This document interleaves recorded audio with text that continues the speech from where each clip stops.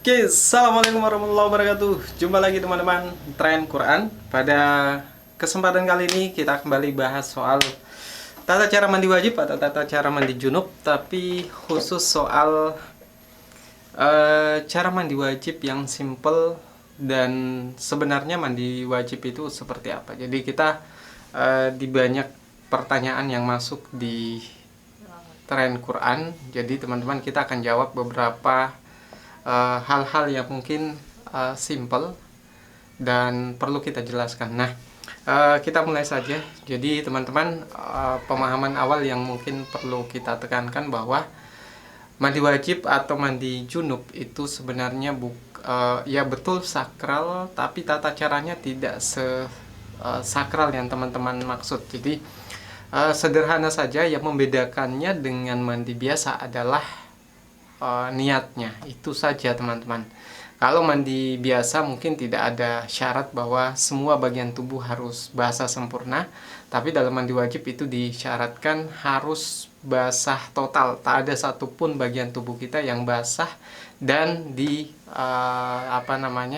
melekat najis di tubuh kita. Jadi harus total bersihnya, total basahnya plus niat. Itu saja sebenarnya. Jadi bagi orang-orang yang mungkin misalnya sedang dalam akan berangkat kerja, jadi dia akan berangkat kerja pagi hari belum mandi wajib, lalu apa yang harus dilakukan, sedangkan waktu batas untuk masuk kerjanya itu sudah sebentar lagi akan selesai.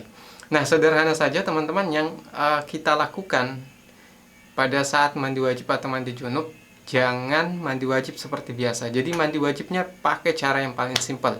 Caranya seperti apa? Jadi teman-teman cukup niat saja. Jadi niat apa yang teman-teman sanggup baca. Niat dengan menggunakan bahasa Arab, kalau tidak dengan bahasa Indonesia, atau dengan bahasa daerah teman-teman kalau misalnya tidak tahu sama sekali ya.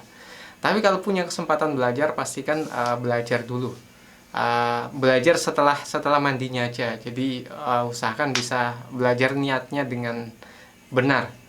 Jadi kalau teman-teman dalam keadaan buru-buru, niat saja, langsung setelah itu mandi seperti biasa.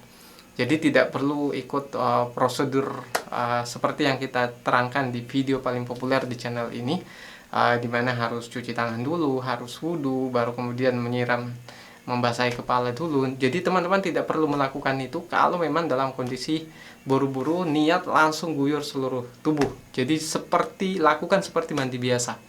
Terkait itu apakah pada saat mandi boleh menyentuh kemaluan atau tidak, itu boleh, itu tidak membatalkan.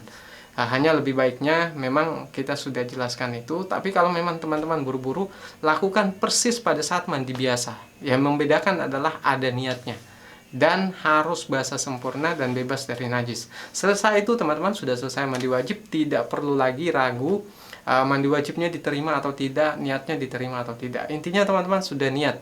Niat itu salah diucapkan pun karena niat itu sebenarnya dalam hati, bukan dengan dari mulut. Dari mulut itu hanya untuk mempertegas niat kita dalam hati. Tapi intinya kunci utamanya ada di hati kita. Sehingga terkadang pengucapannya salah itu tidak membatalkan niatnya dan tidak menghilangkan rukun yang kita lakukan. Jadi itu yang pertama teman-teman. Lakukan mandi wajib yang simpel saja. Kemudian bagi teman-teman yang mungkin selalu mempertanyakan langkah-langkahnya, niatnya apa. Kalau niat yang teman-teman hafal saat itu dan tahu maknanya, tahu artinya, maka